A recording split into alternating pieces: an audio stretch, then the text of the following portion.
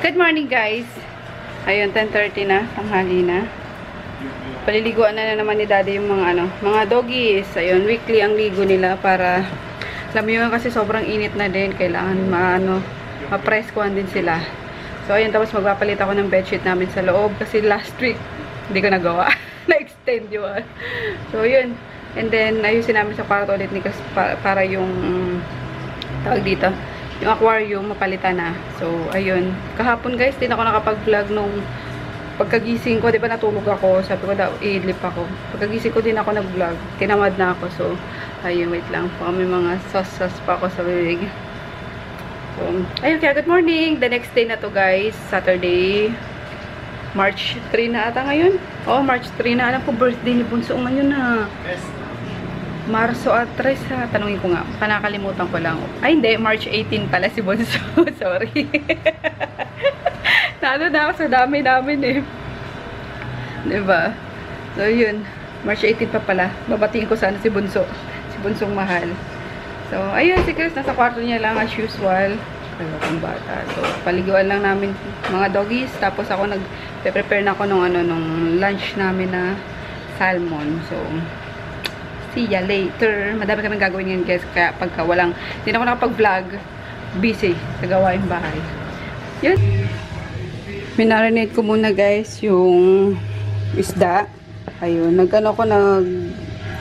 Nagpitpit ako ng ginger. Tapos kinatas ko siya. Tapos sa salt. Ayun. Babad ko lang muna siya. Kasi i-pan fry ko lang siya ng mabilisan para hindi madurog kapag nilagay ko na dun sa sabaw mamaya. So, ayun. Kaya, inano ko siya para matanggal din ng lansa. Kasi, kahit na mamahaling yan, isda yan, isda pa rin niya malansa yan. So, ayun. Kaya, hindi ko makain si Froggy or bihira siyang kumain ng isda dahil din sa amoy. Parang ako din, diba guys? Parang hindi mo ko mapapakain ng bulalo ng dahil sa amoy. Ay, siguro kung mga walang amoy yan. Parang hindi naman din appetizing kapag walang amoy yan. Mapapakain tayo ng mga hindi natin kinakain. Kasi yun nga, since isda yan, malansa, since bulalo yun, mango, kaya ganon. So, ayun. Nilalagay ko dala ng remedyo para makakain lang sila. Lalo na si Palaka, kasi sa isda nga, nalalansahan siya ng bongga. So, either bagong prito, yung talagang kakahango pa lang sa kawali, yun ang kakainin niya. Pero kapag lumamig na yan, ako kahit na magmakaawa ka dyan, maglumuhod ka dyan, hindi niya kakainin yan. So anyway, daming daldal. Pinrep ko na lang muna, tapos lalagyan ko ng radish. Ayun, ito yung Korean radish pa to, last week pa. Buti okay pa. So ilalagay ko na siya sa sinigang mamaya. Tapos yung siling haba, tapos madaming kamatis na hinog.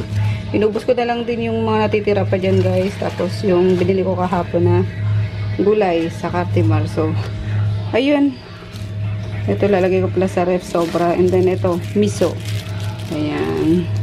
And tapos ginger ang importante. So, latest na. Last 11 na pero ay late kasi kami nag-breakfast. So, soup pa naman. Ito na yung sa doggies. Tapos ito yung potato na in-order ko din last week. Ano ko siguro to. Yung gusto ni Chris na ima-micro tapos lagyan ng cheese and bacon bits. So, later, mamaya. So, yun lang. May mangilan-ngilan guys na nagsasabi na parang sumusungki daw ulit yung ipin ko. Kasi namaga ngayon, diba, nung nung sumakit siya, namaga siya. So, tendency talaga nung guys is parang umangat yung teeth ko. Pero hindi siya sungki naman na totaling gaya nung dati. So, ayun kaya yan para i-crown. So, hindi pala ngayon. Tinatamad pa ako. And gusto ko pang enjoyin yung yung totoong ipin ko. So, hindi pa naman siya nag-gray. Ayan. And ito kasi medyo mahaba. Ayan na, kaysa dito. Kasi parang yan, di ba pinudpud? Parang pinail. Kasi di ba sa bandang likod ako yung binutasan nung nagparot kanal ako. So, syempre, pag tinapalan yun, may parang sobra-sobra parang mga simisemento din. So, pinail siya. Nasobrahan yata ni Doc. Or hindi naman siya kabila. So, sabi ko, nga na. Kasi pag nagbabayta kayo na, ito lang yung tama. Yung kabila hindi. So, parang akala nyo parang sumusungki siya. Pero yung ano yan, yung haba lang yan. Anyway, ayun siguro mga ano na, mga May ko na siguro to paano pakaka-crown. So, ayun. Basta hindi na siya sumakit and wala nang ano. Okay na yan. And, unahin ko muna yung tuition ni Chris. Kasi kailangan ma-enroll ko muna siya, diba? Kasi makakapag-antay naman ng ipin eh. So, masecure ko muna yung ano, sa pag-aaral ng anak ko. So, yun lang guys. Grabe. Grabe init. Sobra talaga. Kumusta, Maggie? Finish na? Ganun, para kay sirena dyan. Para kay sirena dyan ha? Para kay sirena. Tignan mo yung ano dyan. Pang Miss Universe yung ano mo dyan, bebe Wow! Who's next? Silot na? Huwag na si Paknit.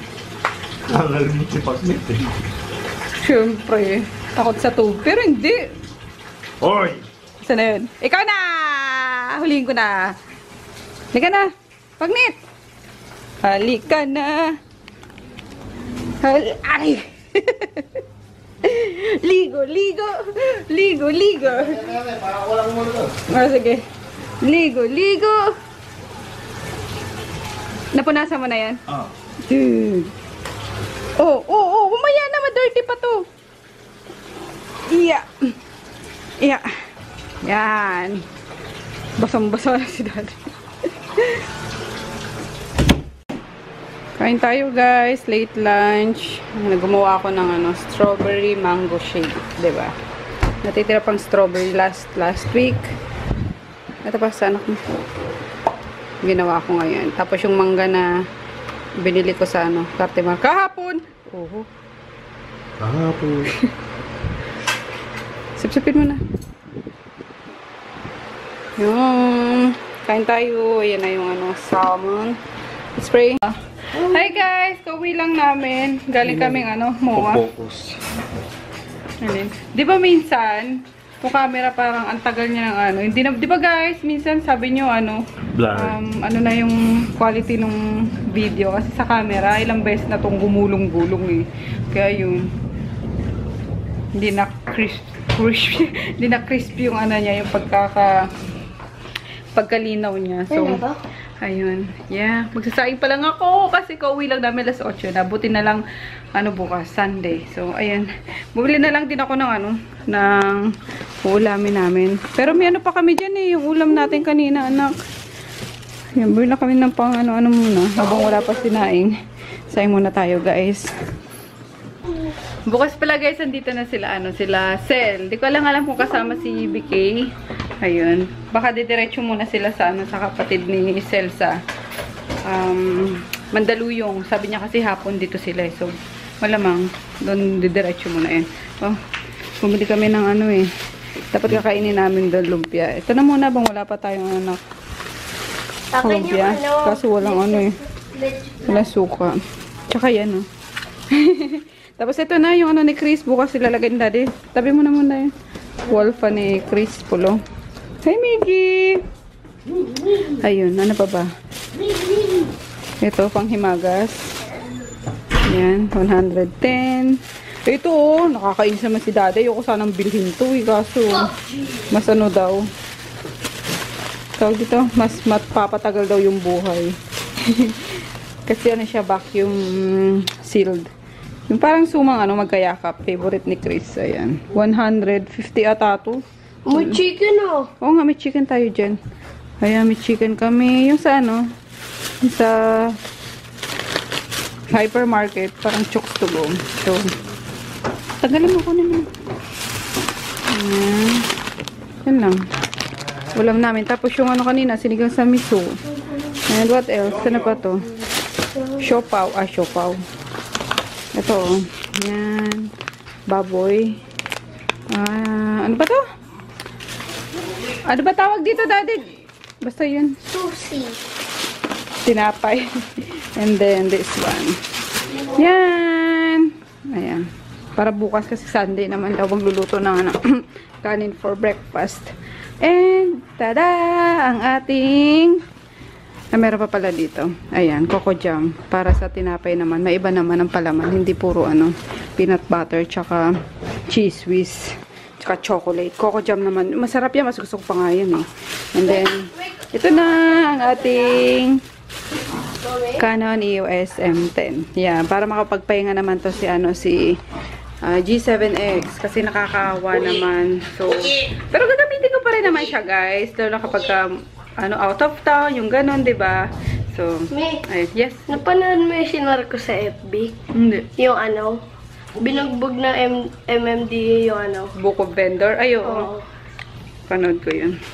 So, ayun guys. And then yung, ano ba to, Daddy? Bumili na rin pala ako nung nung battery niya. Para, kasi pag yung yung fake, di ba fake nun? Nade-detect. Itong G7X, meron ako netong yung spare na battery. Kaso, minsan, nade-detect ng ng Canon. So, di gumagana minsan. So, pumili na ako ngayon. Medyo maharlika. 2.5. Yan. Pero kaya lang. Mami, alam ko kung Tapos, anong version ng Vivo mo. Ano? Vivo 5. V5. Okay. Tapos yung Windows. Mahal. Mahal. Microsoft. MS Word. MS Word ba to? MS Word. Windows lang yan. Windows pala. Ayan, kasi yun ang nawawala niya, yung Windows niya na nasa, ewan ko, pinag-aawayan nila ni Chris noon. So, Sa yung ayun. OTG. Ha? Yung OTG. Ano OTG? Ewan ko sa'yo. Yung Ikaw, may hawak niya USB. kanina. So, yung ganito yung nawawala yung ganito doon. Dito daw nakalagay yun eh. So, kesa paluin niya si Chris eh. And then, ayan, malaki-laki. Hindi hindi mauubusan ng space. So, may USB pa. mukha raw tinapa si Maggie, sabi ni Daddy. Yan sa'yo, Maggie, tot? Ha? Nyari? Ay, mukha kang lilitsunin ah. Lilitsuning, Maggie. Oh, Maggie. Tabatsuy ka talaga eh, no? Tabatsuy. Tabatsuy talaga yan. Pero wag mong magiging katulad nung sa Saan? naging obese. Oo nga eh. Ano yun? Kala ko kuto. Yeah. Ngayong tag-init guys, alam nyo, yung mga dogs natin kailangan Shower. laging ligo. Tapos, alam nyo, yung mga pinapatak yun sa yung sa leeg nila para anti-garapata. Kasi, oo. Kasi ngayon yan ngayon yan puputak.